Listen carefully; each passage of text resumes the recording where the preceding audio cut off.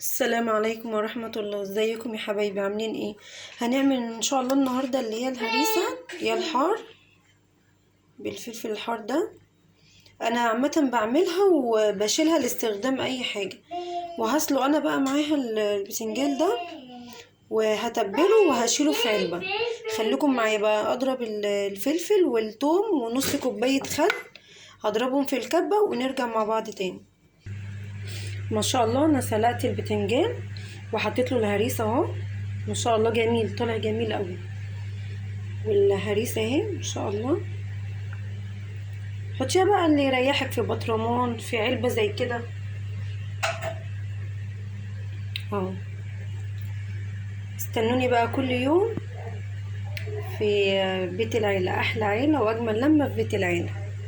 اشتركوا في قناتي وفعلوا الجرس عشان يوصلكوا كل جديد. السلام عليكم ورحمه الله.